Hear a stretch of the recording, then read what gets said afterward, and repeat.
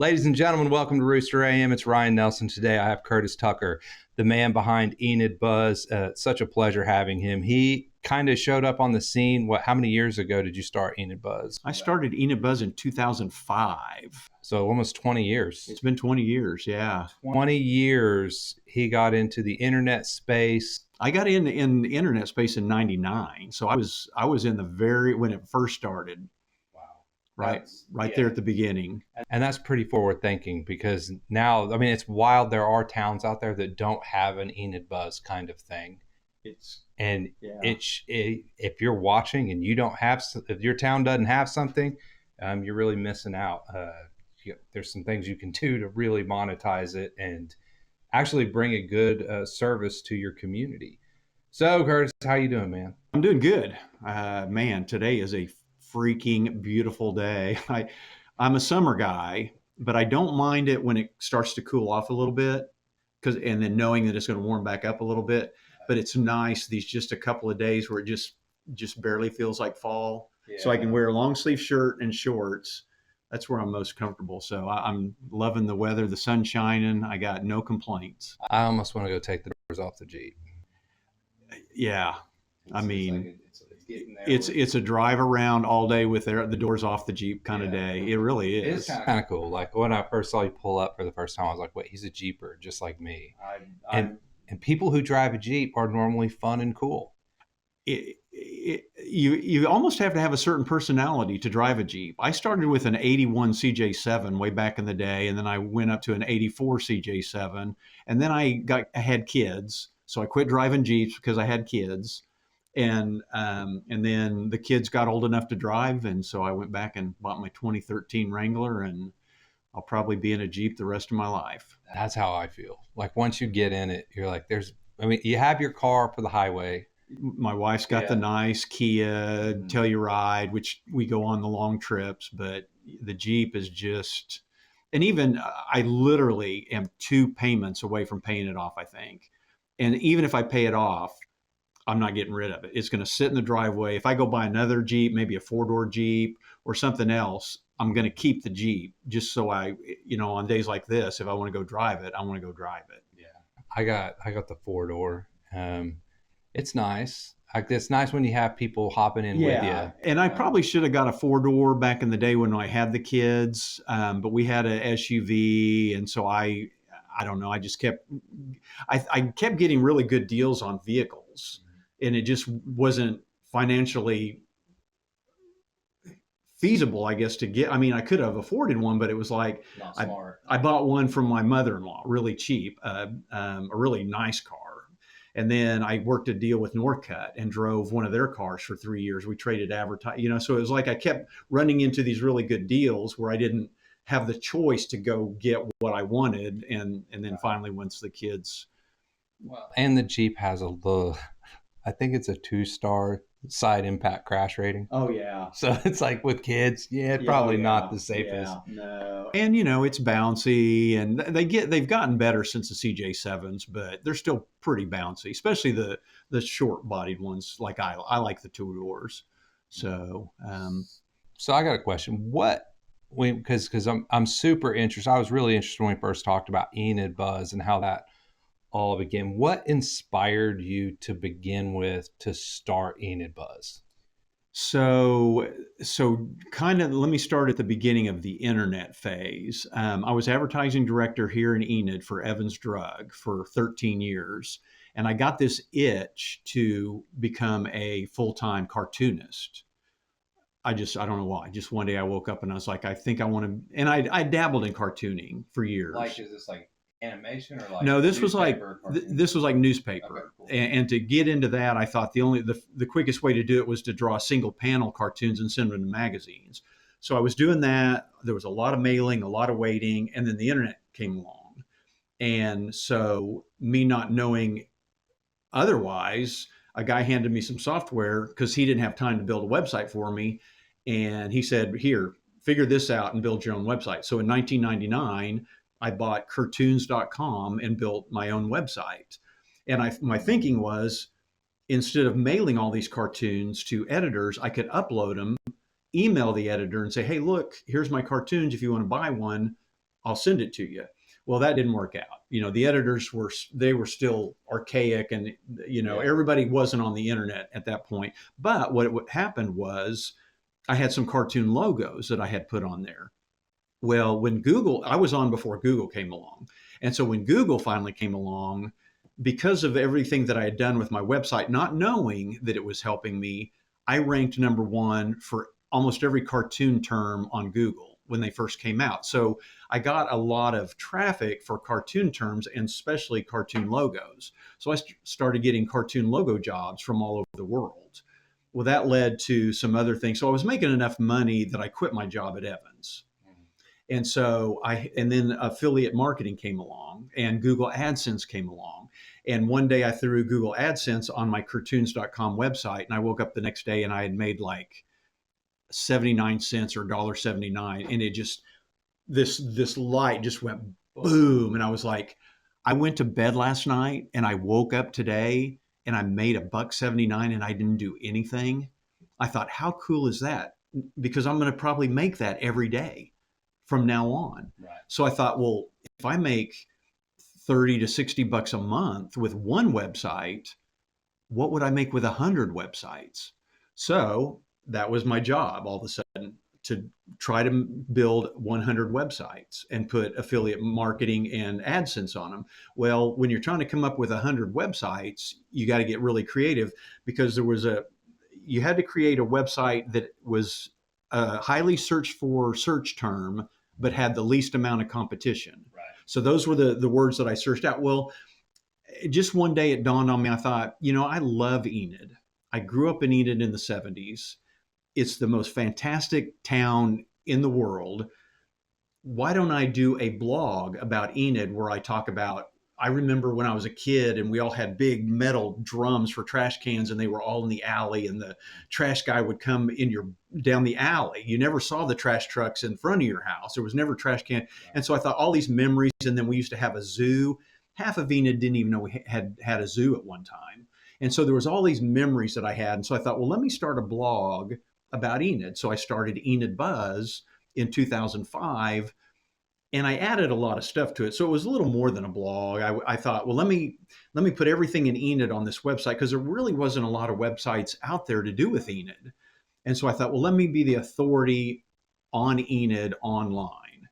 And so that's what I did. And I got a few advertisers, Andy Swan and Wes Gray and Kelly and Ty Tompkins. They advertised on my sidebar, so that was just extra money. And so then I did that for 10 years. I built 100 websites. I did the cartoon logos, and I did that for 10 years. And then because of a change in the Google algorithm, look it up, the Panda update, it killed me literally overnight. Me too. I was doing the same thing you were, and I was it done. destroyed me. Yeah, it destroyed me. I was literally woke up the next day, websites weren't ranking, AdSense money was gone, everything was gone. And so I tried for a year to figure out the algorithm. And, I spent all my savings, charged up all my credit cards, spent my retirement. And so I was down to my last dime. And, my wife's looking at me like, dude, you got to do something. And so it was, at that point, it was, I'd been working at home on my own for over 10 years. And I thought, I don't want to go get another regular job. And so I thought, what do I have in my arsenal that doesn't rely on Google rankings? And the only thing that was even remotely close was Enid Buzz.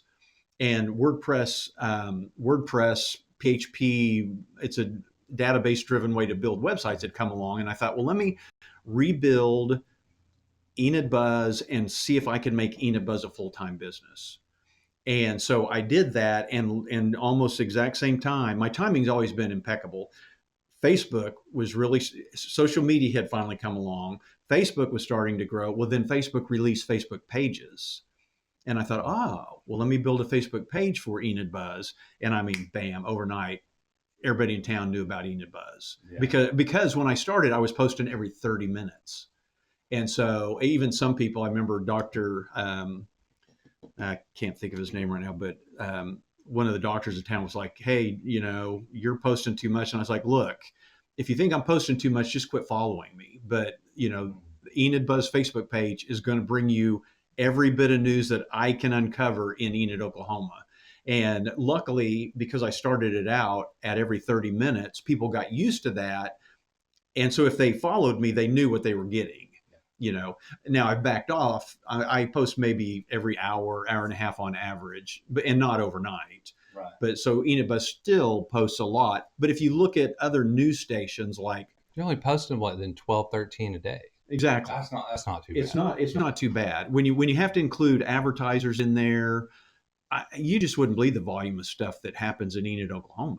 Sometimes I'm like, people will hit me up, hey, can you advertise this? And I'm like, I can put it on my website, but I may not be able to get it on Facebook because I don't want to go back to being posting every 30 minutes because then it does start to clog up people's feeds. So that's how I got started. It was all this internet thing for me was a fluke.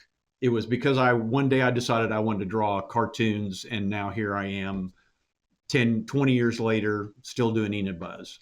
Well, I have to thank you, and for what you did with the Enid Buzz and what you did for me, because it just so most people don't realize this like journey. What I started doing with music was I had these songs that I was just writing, and I didn't have the money to mix or to do anything, so I used some AI programs to put them together, and I did it as like a proof of concept. Uh-huh. Like, would people even care? Like, do these suck? You know? Yeah. And then I said, I sent it to you and you posted it. And I think within 3 days, I had 3,000 views. And I was like, that's a proof of concept. Yeah. And so now, after I took that and started showing it to producers, then I got everything I could ever dream of. Yeah. You just got back from actually recording those freaking songs. Yeah, and it's just incredible. Not the song, just the it's incredible the journey how it happened, and it was when you were part of that, and you just posted it for me. You were like, yeah, sure, cool. Posted it, and I was like, oh my gosh, and it really changed the landscape of what I was doing. Well, and that's what I love about Enid Buzz. That exactly. It does get a little tedious doing the same routine events year after year after year. It's when somebody contacts me or when I'm driving down Indian Drive and I see a little girl with a lemonade stand and I run home and I say, "Go support this girl." But it only seems to be fun and work when I do it randomly. Then if 20 people, within the next couple of weeks say, "Hey, my kid's having a lemonade stand," it's not as cool as that one organic out of the blue. And that's what your deal was. So those are the things that really take off on Enid Buzz. The things that maybe I haven't posted before or people haven't heard of before or somebody new that they haven't heard of before. And I think some people got confused the first time I posted that for you. They thought you were trying to, I think, create a career of doing AI songs. I don't think they realized that you were using those for proof of concept. And so now, and I was trying to sell them. I was trying to sell the song idea itself. Yeah. Yeah. And it really was frustrating because I spent a lot of time writing those songs. So for people to be like, he didn't even write this, like, bro, you have no idea what you're talking about, But it's cool now because it's part of the journey. I mean, it's cool. It's part of the journey because now when people hear it, like you got to hear the rough cut, but when people hear it, they're like, oh, yeah, he can do this. Yeah. Like he can do this, and it's really cool. But it wouldn't have happened if it wasn't for you guys. I mean, you were a big part. I mean, it's so crazy how the Enid people.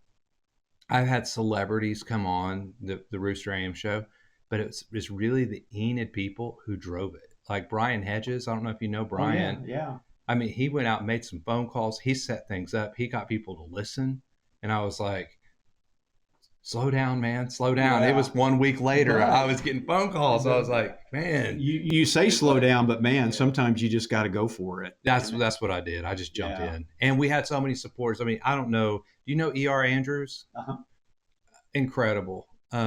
He knew that I was needing to raise money to do this, and he took care of like the last quarter that I needed.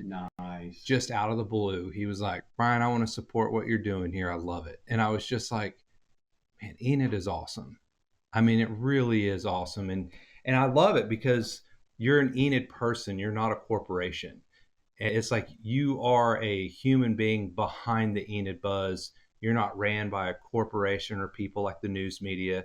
Um, we do still have local news here, which is it's good, but I know that most people get their news from Enid Buzz. Yeah. So Did you ever imagine that you'd become a local powerhouse? No, I mean, again, it was going to be a little blog about my memories, and I started posting pictures. I thought, see, that was what was another part of my journey was when I started on the internet. If you search the internet for old photos of Enid, there was nothing. There was one black and white photo of the zoo. Now, since then, I've got, I bet 2 or 3 dozen photos of the zoo. I've got colored video that I've posted of the zoo. I've got black and white video that I've How posted do of you the zoo. find all this stuff? People send it to me. I either dig it up and find it, or people have gone through their parents or grandparents die, and people just drop off boxes of old Enid memorabilia and photos. And I've got probably city directories from every 5 years through the history of Enid. I've got the yearbooks all the way back to the 20s. Wow. I've got yearbooks for Phillips. I mean, I've probably got the second best collection of Enid stuff in Enid, other than the Cherokee Strip Regional Heritage Center. Which, I was going to say you could probably open an Enid Buzz museum. well, I would. So their focus is, You could get a grant for that too. well, that's what. So there's a whole bunch of stuff happening right now.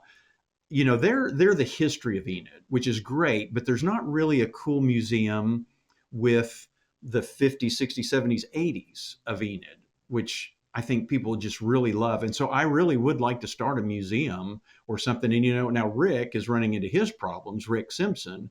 Now his museum isn't Enid specific, but it's got some really cool stuff in it.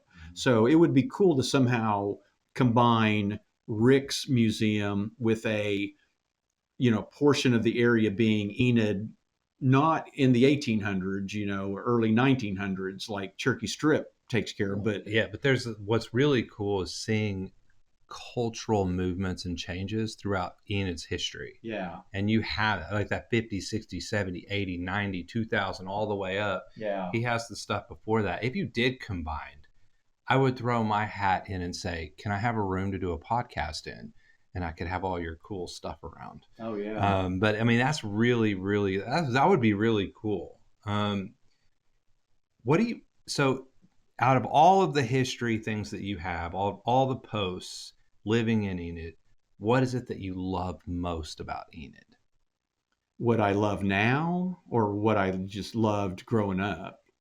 Let's go growing up first. Well, growing up, it was just the freedom. I think a lot of us that grew up in the 70s all say it. We hopped on our banana seat bike. We weren't tethered.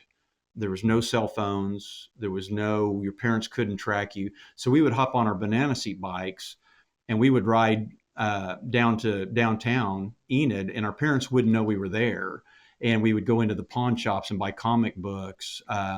We would go down to Boggy Creek. We would cross, at the time it was Lahoma Road. Now it's O&K Garriott, but we would cross that. And if our parents knew we were crossing that, they'd kill us. But we would run across there and go down to Boggy Creek, which is, in our neighborhood.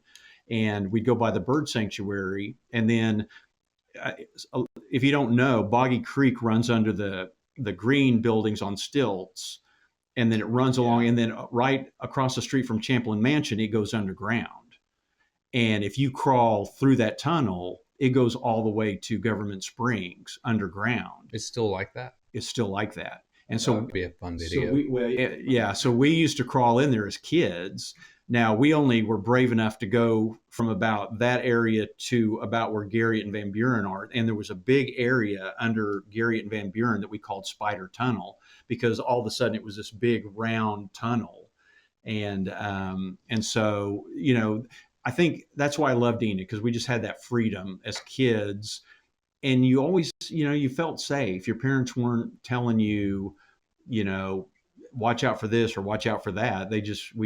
They're like, when the street lights come on, come home. It was that was literally the truth. I mean, that doesn't come from some movie or some book. That was true life. It was like, when the street light comes on, head this way, and that's what we do. And so there was me and four of my buddies, so all five of us grew up on West Broadway, and that's what I'm writing my book about. Was growing up in the '70s on West Broadway, and one of them was Michael Hedges' brother Brendan. So the big mansion, the Knox Mansion, was one of the houses that we played in back then. And so Michael Hedges, who won a Grammy for his music, and unfortunately died in a car wreck.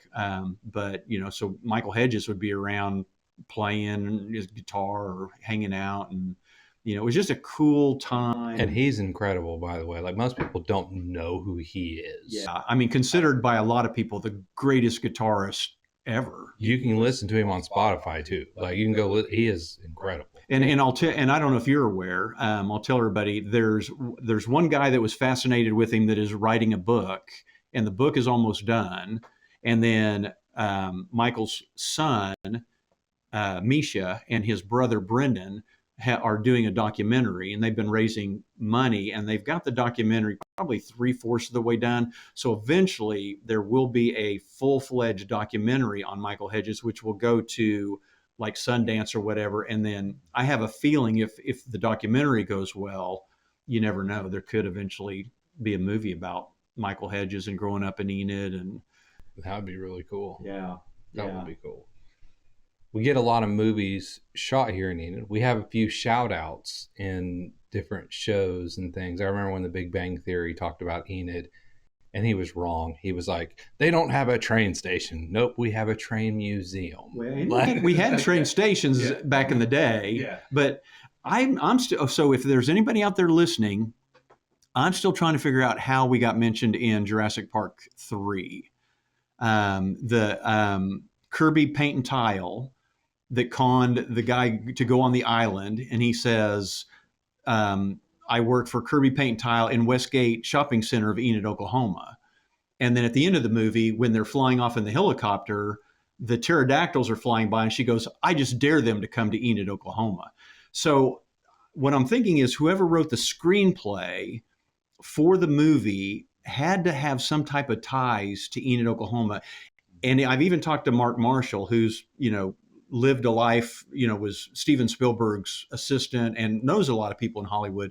And even he hasn't been able to track it down. So we don't know exactly how Enid got mentioned in Jurassic Park 3. I'll see what I can do. But I'll call Martin. There you go. See if I'll say, Martin, man, we got to figure this out. Yeah. So who's the writer or who's the director, and let's get down to the bottom of it. I think I've gotten their names before. I don't remember them off the top of my head, but I probably need to deep dive and send out some emails. But if anybody can figure out how we got mentioned in Jurassic Park 3, I would really like to know. Yeah, that's pretty interesting. And I've even started a page on Enid Buzz called Kirby Paint and Tile. So if anybody ever searches for it, it should pop up. The Enid Buzz page. And what was funny was I'm a huge Jurassic Park fan. I just love the series. And I worked for Evans Drug, who had a store in Westgate Shopping Center of Enid, Oklahoma. That's so cool. Which I'm like, wow, what are the odds? I mean, so. That's pretty incredible. Yeah.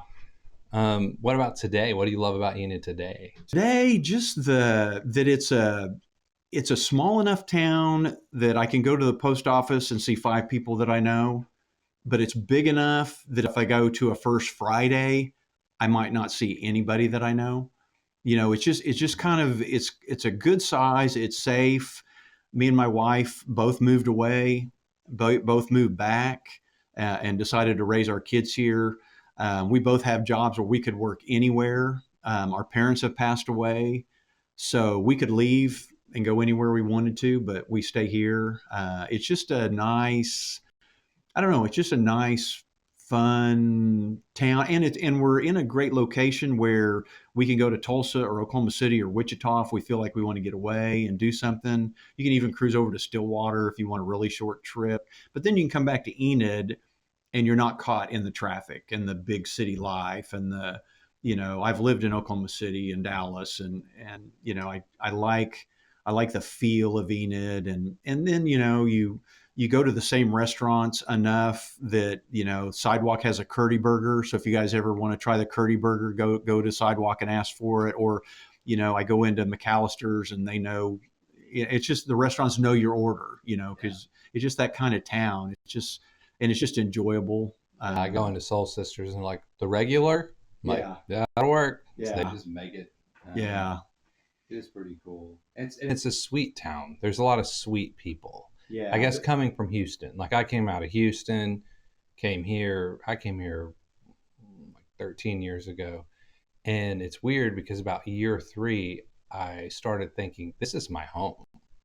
It's funny how a lot of Vance people do that. They come here and they start feeling like this is home. And so when they retire, they stay here. Or if they get shipped off to another base or two, when they have to decide where they're going to live, a lot of them move back to Enid because they felt like that was home. Yeah, And that's saying something.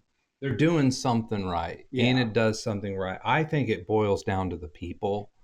Um, because there's not, I mean, there's a lot to offer. I mean, we have a little, there's like the mainstay things that Enid doesn't have that you're kind of like, oh man, why don't we have that? Yeah. But at the end of the day, you're like, I don't need it if you got good people. Yeah. Like that's just extra stuff. Yeah. And it's interesting being Enid Buzz. I have a better vision on what's going on and who's doing what in Enid than most people do. And there's a core group of people in Enid that I say control everything, and the only reason they control everything is because they do everything. Right. They put on the events, they volunteer at the events, they raise money, it's this core group. And if you know that core group and you're a part of it, then it's a nice group of people. They're all nice people. They're all caring. They all will give you the shirt off their back, and then there's the fringe of the people that pop into the events and then you never see them again, or they never volunteer. But it's that core group, I think, that's in Enid. And a lot of it, unfortunately, it was, families that have just been here for generations. And unfortunately, a lot of the ones that I grew up with and their parents are starting to pass away. The cool thing is their kids and grandkids are now owning businesses and leading and CEOs and presidents of boards, and so you just see the same last names over and over and over again, which is another reason that's kind of cool to be an Enid, because these families. I'm not as plugged in because I haven't been here as long as everybody, but I will tell you, like they are encouraging. So I go in to see Kyle Williams, and I just sit down with Kyle. I have probably 10 followers, right? And I just give him the idea. I'm like, here's my plan. Here's my idea. This is what I'm going to do. And he just looked at me and he goes, I believe in you. All right, well, we'll help you get started. And then boom, it all worked. Yeah. It was like, man, it's just one guy. And then after he did, NOC did, it's just like all these people start. It's like they want to encourage. They want to see people succeed. Yeah. And I don't know if he's part of that core group. Oh yeah. Oh, very much so. Yeah. He was for me, and it yeah. was very encouraging that he was there to help us. So when you're putting news and you're putting posts on Enid Buzz, there's breaking news. What do you consider buzzworthy? Like if someone needs to send it to you and say, "Is this buzzworthy to put on you?" Well, I've tried to define. That's a good question, because I've tried to define what is Enid Buzz actually. And so what I try my lane that I like to stay in is lifestyle. So if there's events that have to do with family, I like business news. If you're opening a business or closing a business, or you've got something new for your business, if you're renovating a building, if you're doing something around town that affects people in town, that's the kind of news I like. I try to stay away from negativity, which means crime. So I'm not, even though there are some crimes I have to post about, I'm not searching, and I don't want people sending me every time there's a shoplifting or murders. Luckily, we have so few murders that when one does happen, you kind of have to mention it. But you don't want like some domestic abuse. My husband got mad at me last night, and I want you to post this and ruin him. Exactly. And I do get those, or negativity towards businesses. I went in and this business, they gave me the wrong order, blah, blah, or traffic accidents, or child molesters. A child molester has moved into this neighborhood. I mean, it's because it's already out there. It's on the police website, or it's on the Enid News and Eagle. You know, I hope we have a newspaper for the end till the end of time. I would never want to see the Enid newspaper go away, because it covers hard news. It covers, they have their lane, and they go out and stuff going on in like a business. Oh,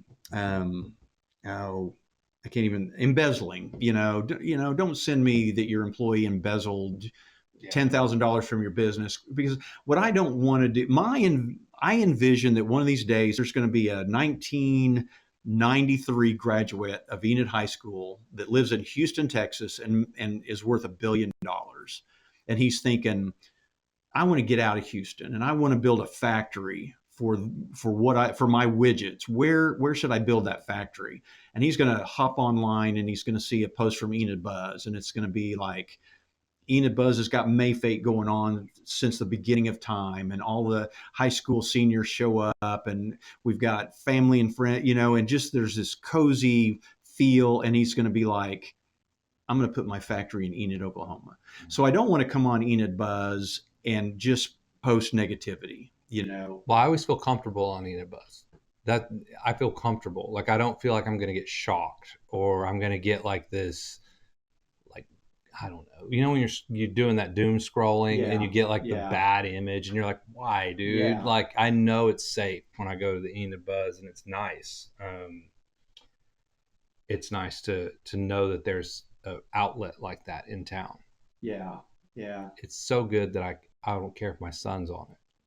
And again, that's kind of what I'm shooting for. I want it to be positive. I want it to be super informative, and I can be informative without getting into all the crime aspects. And the Enid police have gotten a lot better at posting crimes on their Facebook page. Right. Now, every now and then I'll share something, just for funsies, like if a place that I know about somebody breaks in and they've got video of the person that broke in, out of like the train museum, somebody broke in. I was like, well, I'm going to post their picture because they shouldn't have broke into the dang train. Right. That's something that a lot of people in town go to. And so, so every now and then I'll post something, but it's not, I try not to, maybe once a week. You're posting to help authorities, not to expose somebody. Exactly.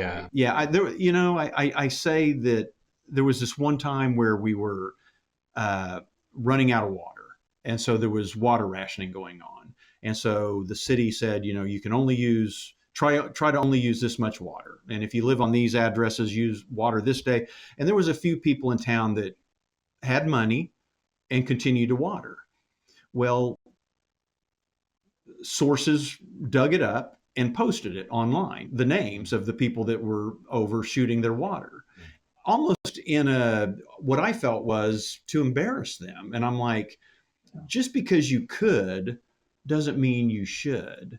Right. And so that's like, I'm not going to go dig for that stuff, and then come to find out the guy that was using the most water, was a millionaire, and he was watering the front area of the addition that he lived in. They were using his water to water the plants around, and he was probably paying for the fine.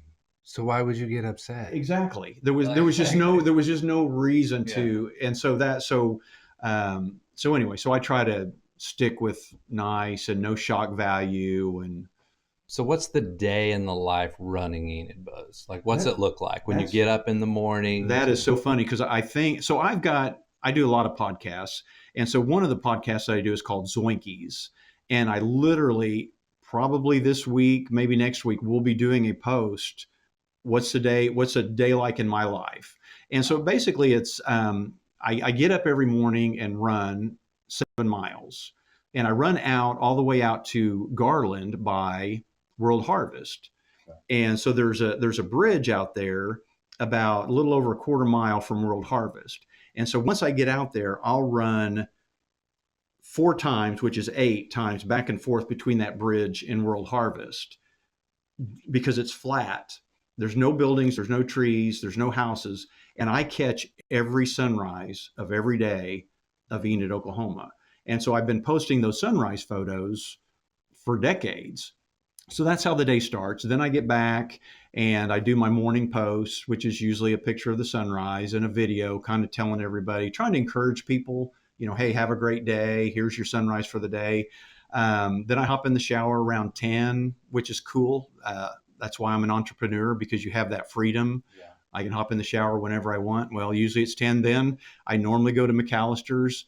Again, it's kind of, I read a deal the other day about entrepreneurs that wear the same clothes every day. It just helps them reduce the amount of decisions they have to make. That's why I go to McAllister's.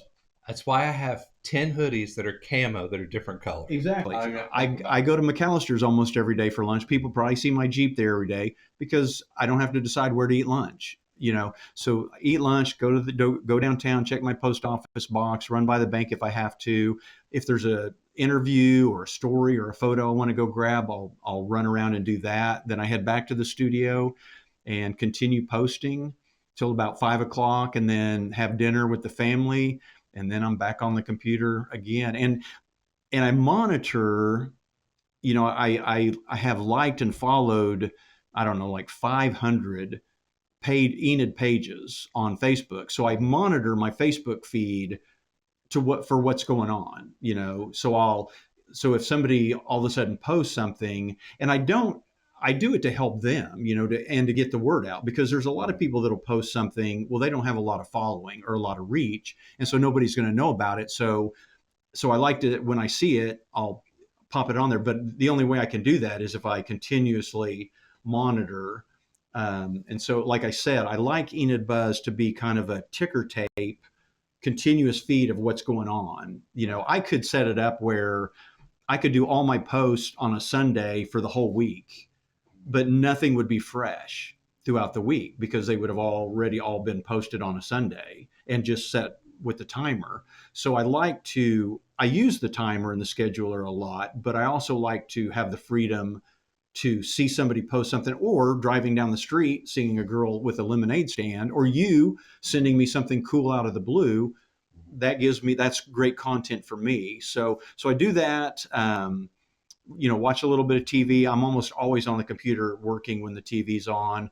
And then I force myself to go to bed at midnight, and I'm back up at 6 o'clock, and I do the whole thing over again. That's your day. That's my day. It's pretty easy, pretty fun. And the cool thing too is, again, going back to the entrepreneur thing, is if I go on vacation, that's pretty much what I do.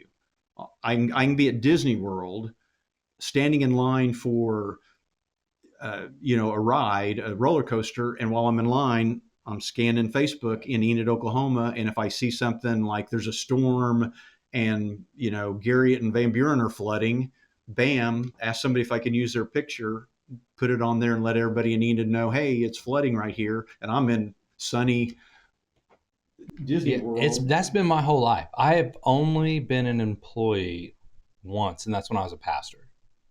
Kind of like you're an employee to the congregation, but they give you a lot of freedom when you're a pastor.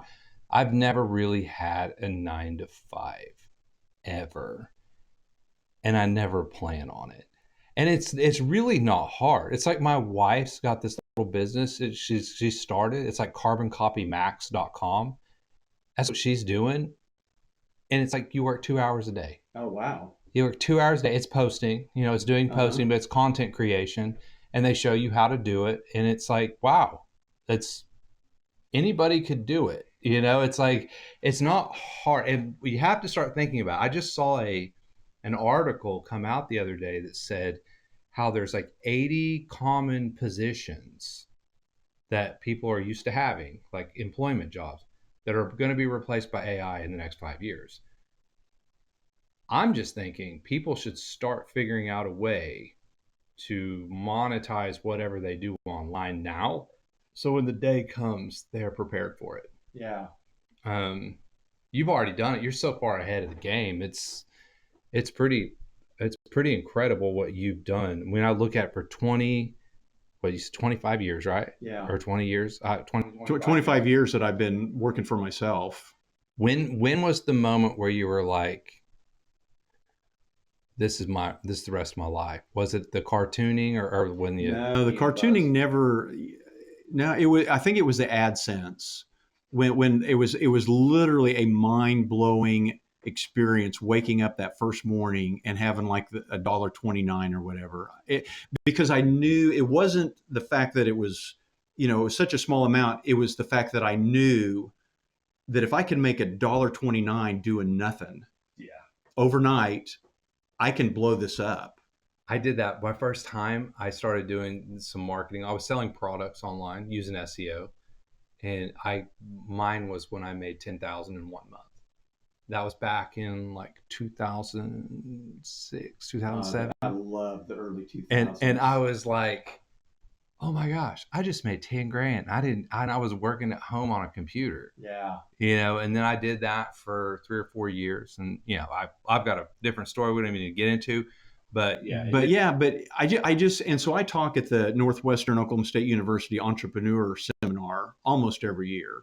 I was a keynote last year, and then I think I'm the keynote this year. And this year we're talking about AI and the entrepreneur. And so I just wish, and I just try to, if you listen to my Zoinkies podcast and you go to my early episodes, they're all about how to become an entrepreneur because it's not that hard. It just takes determination. If you're spending 3 hours a night watching TV, scrolling TikTok, or playing video games, you can be an entrepreneur. Quit doing that. Find a way to become a content creator, and you can be us. yeah, It's not that hard. You just have to do it. yeah, And you have to do it, and you have to be okay with failing a few I times. failed. And so when I give my speech, I talk about all the times that I had to pivot, and that's how I'm Enid Buzz. I didn't. I mean, Enid Buzz wasn't. I mean, it's all made up. I just made this stuff up as I went along. It wasn't even your top tier idea. It It was started off no, cartoons, and then it evolved into, exactly. okay, all of this stuff. Man, when Panda happened, I got it too. Like Yeah. I went. That's when I went from making 10 grand to $1,000 and being Yeah. like, what just happened? Yeah, it's necessity. It's when you quit your job, it's necessity. You got to pay your bills, so you spend the time figuring it out.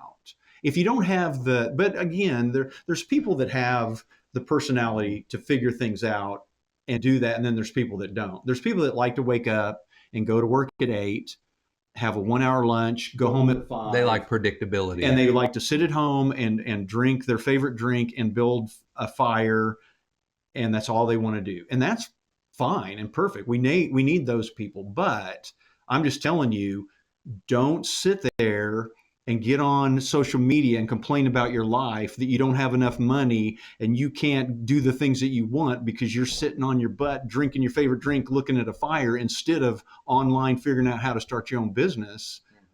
I mean, if you're fine with that, fine, but don't complain because we live in the United States of America, and the internet, you can do anything that you want. The internet is the Wild West. I did cartoon logos for people in Japan. There are candy items in Enid, Oklahoma right now that came from China that I did the product packaging for. I got hooked up with a company in China and I did the cartoon designs for their packaging. I mean, so in Enid, Oklahoma, I'm the #1 cartoon logo designer in the world. I'm doing logos for people in Norway, Canada, Mexico, China, Japan, just everywhere. Everywhere but Enid, Oklahoma, pretty much. So if I could, and I graduated college in 1986 with a graphic advertising design degree and had never turned on a computer or been in front of a computer in my whole life. Yeah, self-taught. So everything was self-taught. Yeah. Is there, like, you've been in Enid for years?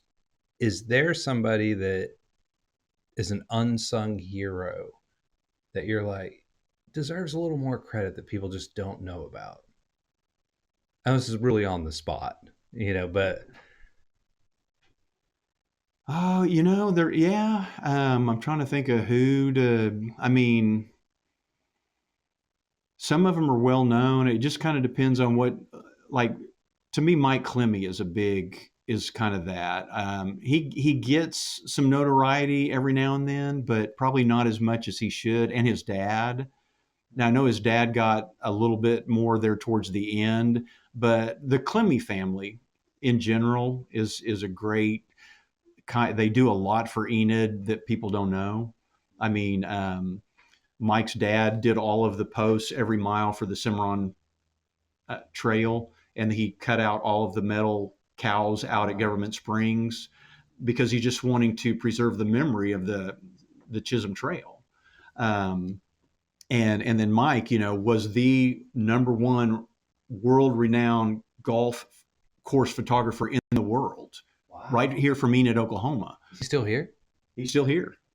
Yeah, yeah. And so now he sells his prints that so he still gets called from golf courses in other countries that open, and they're like, we want a professional to come shoot our golf course. They call Mike. He hops on a plane and flies out and does a full photo shoot of their golf course right here in Enid, Oklahoma. Yeah, that's someone that's unsung. I was thinking about like at least in my experience, there's people who people don't know the good things they do because they don't really talk about it. But for instance, like Sean Cummings, I don't know if you know Sean. So Sean reaches out to me one day and he's like, I know that you're doing this church thing at your house, and I know it's getting full. If you want to use my chapel, you're welcome to use it. That's cool. And so we go up there and use his chapel. And I'm like, who does that? Well, and see, when I was going to the Presbyterian church, and some things changed there, and the part of the congregation that split off didn't have a place to go, and the Cummings provided that same space for a while. So and he didn't ask for any. He's not asked for anything. He's like, no, it's yours as long as you need it, man. And I'm just like, wow. Yeah, Sean's a good guy. Sean has called me on the phone and given me some advice that I'm glad I followed. Sometimes it takes some guts to call somebody and say, hey, what you're doing is probably not the smartest thing. He's done that to me. And I was like, Sean, I hear what you're telling me, and I don't want to get into it, but I changed what I was doing, and it was all for the better. So yeah, Sean would be one of those guys that he did the same thing. He called me once and he was like, okay, so this is what you're doing wrong and this is what you need to do. And I was like, he's making a lot of sense right now. Yeah. And you know what? He's right. And you know what? I made those changes and it all worked out well for me. So and he hadn't called me since, so it's not like he calls people and tries to. It's just when he sees something that, hey, this could be a detriment to your business or your career or your, what people think about you. Yeah. Or this will help you. His was more of like, this is going to help you, man. Do this, it'll help you. And I was like, oh man, thank you. And it did. That's what I do like about Enid is people are here to help each other out. They're not always around. In Houston, it was a dog eat dog. It was like take down the other guy. Yeah. It was like you had like these little snipers trying to snipe businesses out of your way. Where here, it's like, oh, let's just help them. Yeah. Let's all help each other. And it's really so. It's if you're a business owner and you're like, hey, this is a good place to start. I would think. I mean, if you're starting a business, Enid's a great place. I say bring all your business to Enid, Oklahoma. Yeah, it's a great town, and I think we need some more bigger industry type deals. There might in the beginning there's going to be a little problem with workforce, but I think as soon as we're figuring out the housing thing, the city of Enid, which really does a pretty good job of running the town, they've thought enough ahead that they're already creating a nice housing market for what the influx of what could come in, with some of the industry that we already have. So how do you see the music and arts over the years? Because I know there was a time when music was really big here. It was huge. And then it just kind of, what happened? And what do you think we should do to bring that back? Well, COVID killed the end of it. Before COVID, there was a bustling live music scene, but it had started to fizzle a little bit.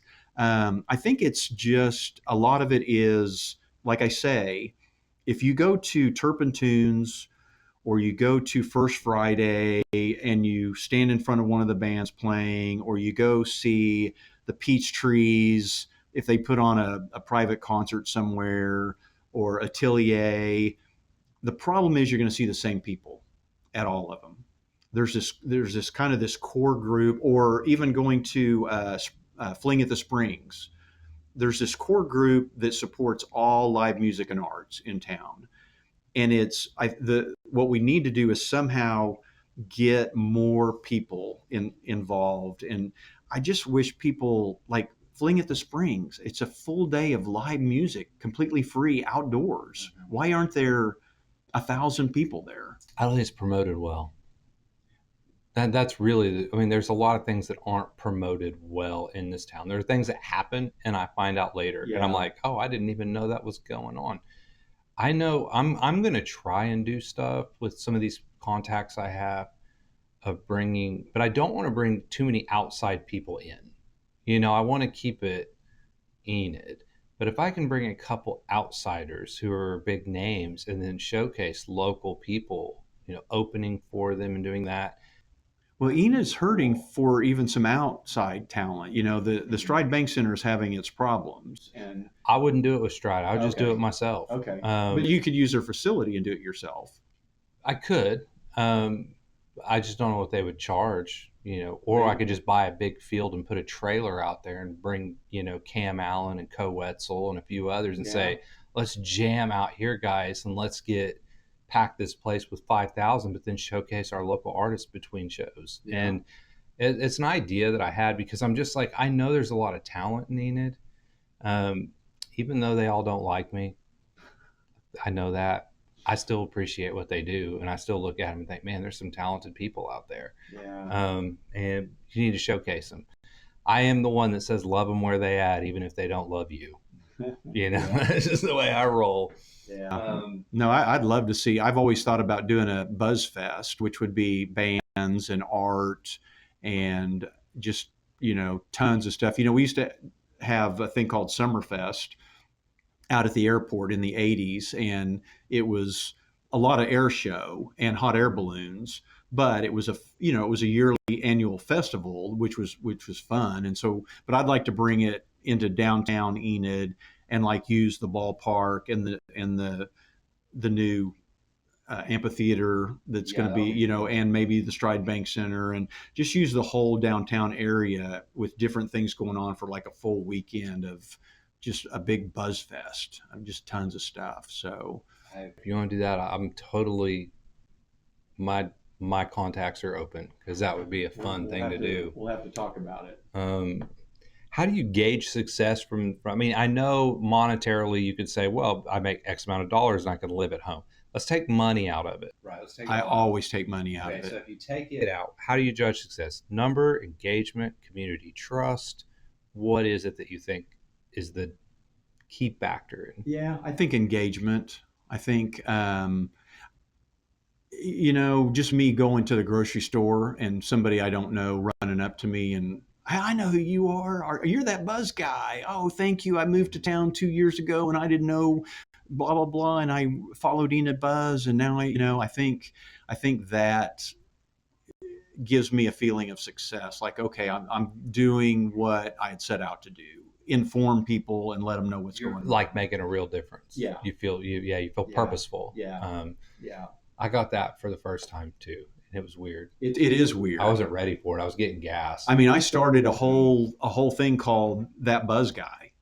I had my logo, I had a podcast, I had a website, because it was every day. I didn't even know my name. They said it's the Rooster guy. Yeah, well, I'm That Buzz Guy, or aren't you Enid Buzz? And so I kind of fed into it, and then I've kind of dropped it and gone back to. So my business name is Shaggy Duck. It's Shaggy Duck Studio, and then everything falls under Shaggy Duck Studio. So even Enid Buzz is just a portion of Shaggy Duck Studio.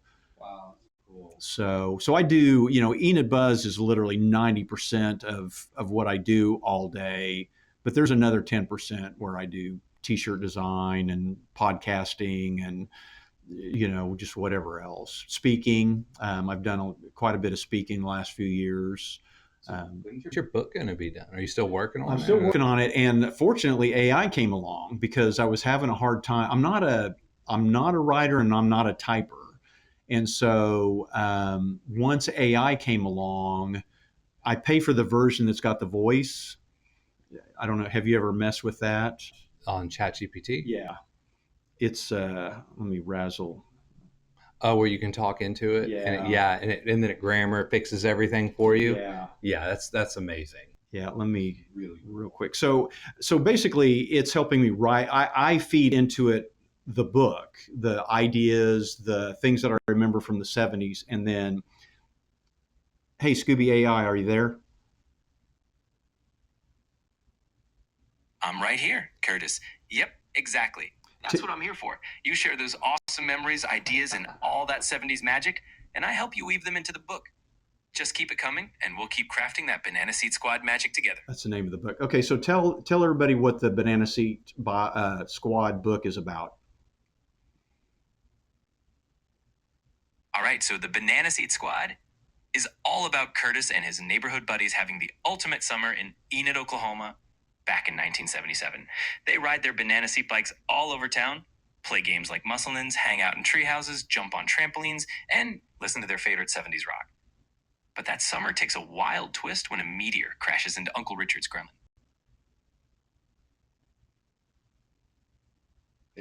Yeah, that's so cool. But anyway, so the book is moving along a lot faster now that I've got Chat GPT, and so I've got the outline of the book. I've got almost all of the chapters have information in them. I just need to fill them up. And then as an aside to help, kind of like you, to help promote it, I had AI write me 2 songs. One of them is about Enid. So I've got 2 songs. And then right now, because I'm going to be the keynote speaker at the Entrepreneur AI deal in November, I'm putting together an AI trailer for the movie, which I will debut during my speech out at Northwestern and show that, look, these are the things that you can do. And even though it's like a trailer for a movie, think of it as you could make a video to promote your business or yourself or your service, or it doesn't have to be a trailer for a movie, but just showing what AI can do. So my goal was to have the book finished, like written, by the end of the year, and then go into editing and try to find an editor or a publisher and help me with it. I've got some connections in Hollywood as well. So once I get it written, and the only reason I've always wanted to write the book, but the real reason to write the book right now is because I've been told you can't really get a movie made or a screenplay without the book. So I'm writing the book, and then I'll have maybe Brendan. So Brendan, who is Mike Hedges' brother, writes screenplays. He lives out in California. So, and he's one of the 5 Man, boys. that whole family's doing stuff, aren't they? Yeah. Oh yeah. That's just what they do. Yeah. They're all in the arts too. It's Yeah. pretty cool. Yeah. So anyway, so hopefully within the next year, by the end of the year, maybe a few months after that, I'll have the book written, and then the cool thing about the internet and life today is you can self-publish. I would rather find a publisher, Like a distributor. Yeah, because I'd like to get the book in stores and not just be able to buy it online, because I really think, I think it's our generation, the generation that grew up in the '70s. It's our Stand By Me movie. It's going to have the songs and the memories and that's really the biggest reason to write it, is to preserve all those memories of what was it like to grow up in the '70s. No phone, no computers. It was just a completely different time. Banana seat bikes and tadpoles and jumping on trampolines and It was like an adventure. Every day was an adventure.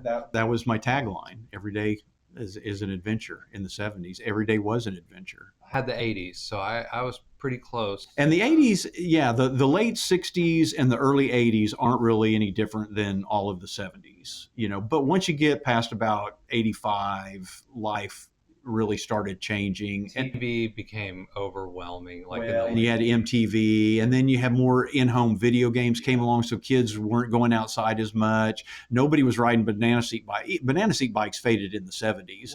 And the news really killed it for everybody because the news started doing sensual stuff and saying, let's scare people. They started putting out every awful thing that happened in the world. And then 24-hour news scared the bejeebus out of everybody. And then parents were like, you can't go outside.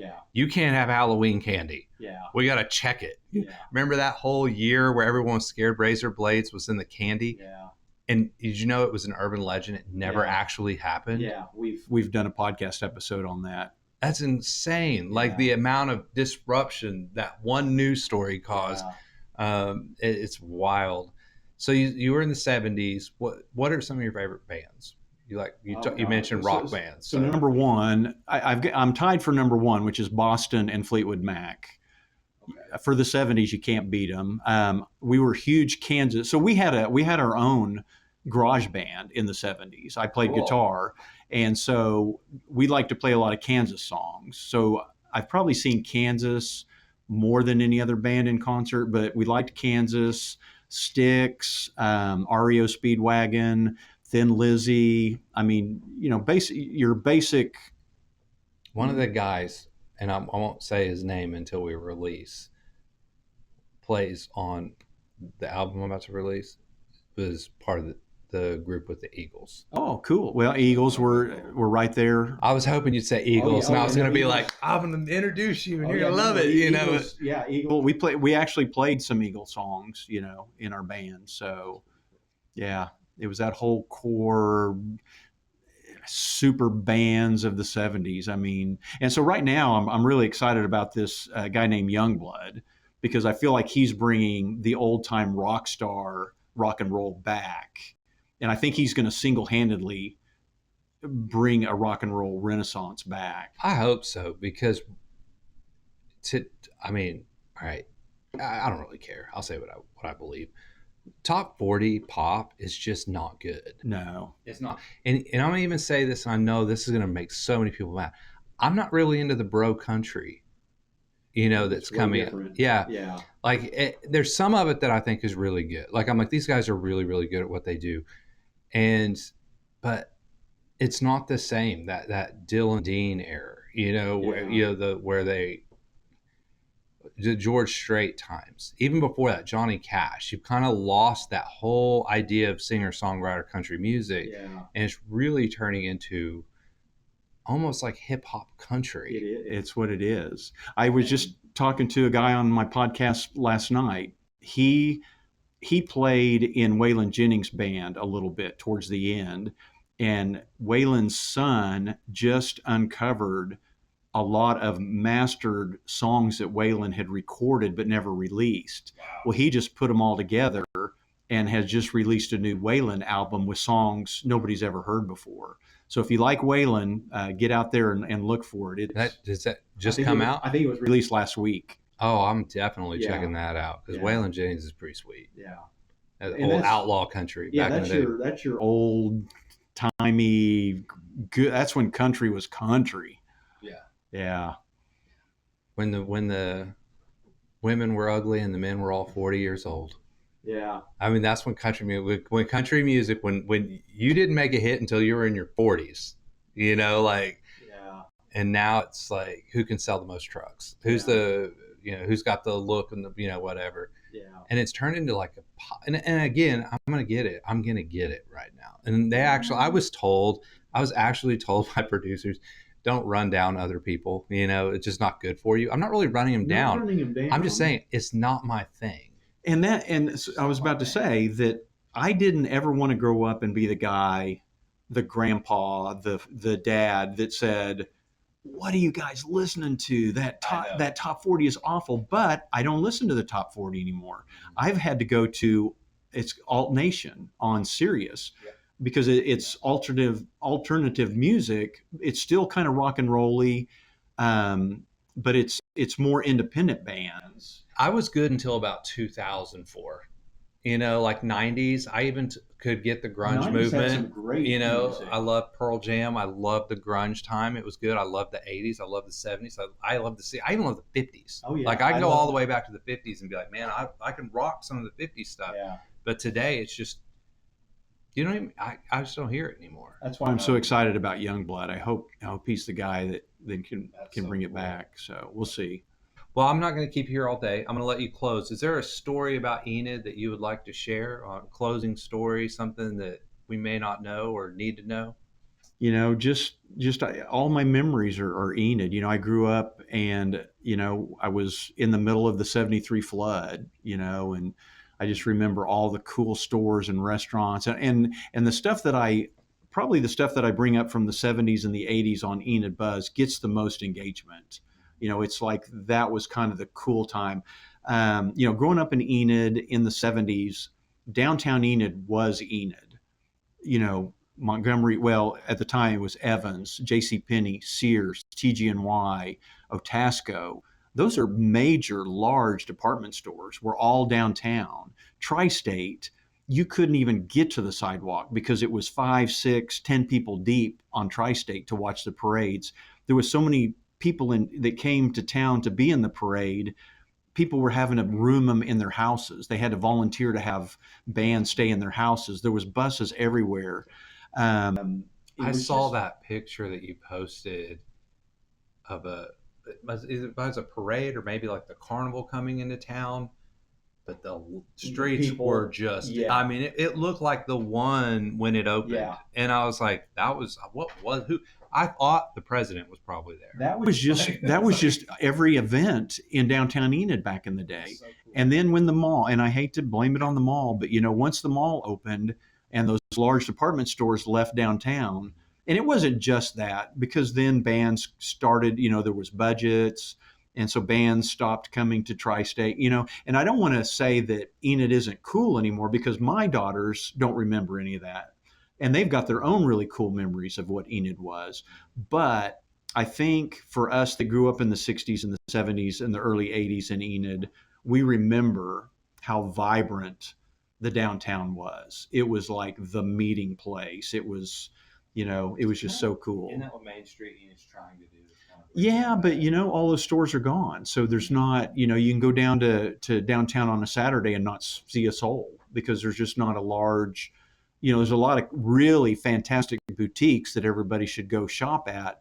But if you don't want to buy women's clothing, there's really not a whole lot for dudes downtown. There's not downtown. You got Modern Thread and Men's Dude Store.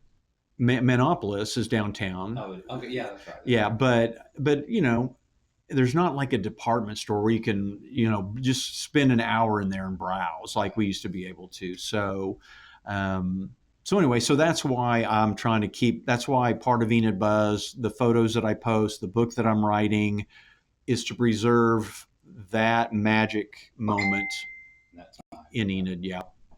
That was my phone. That was my alarm saying you're going. I was going to say, time is up.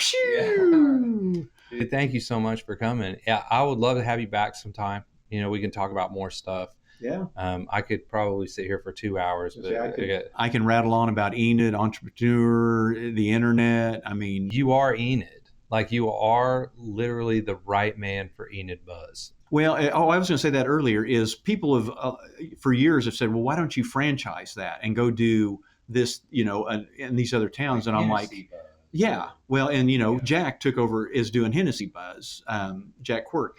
But and I own Stillwater Buzz and Ponca City Buzz and Broken Arrow Buzz and Lawton Buzz and Norman Buzz. I own the domains and the Facebooks, but I can't do them because I don't live there. I didn't grow up there. I could never give another city the passion that I can give Enid Buzz, because I grew up in Enid, Oklahoma. I remember the stores. I remember the restaurants. I remember the people. I was here when the zoo was here. I was here when Tri-State was huge. So I lived it. So it's easy for me to spew out all these memories, where if I went to Lawton, I don't know which squat that's happened in Lawton. Well, you know what? Lawton Buzz, Norman Buzz, Shawnee Buzz, Tulsa, but none of it sounds good. But Enid Buzz. Enid Buzz, it kind of flowed. It flows. Yeah. It was the perfect name for the perfect place. Yeah. and it was a perfect person to run it. So, Well, I appreciate it. thank you very much, man. Well, thanks for having me on. Appreciate you guys.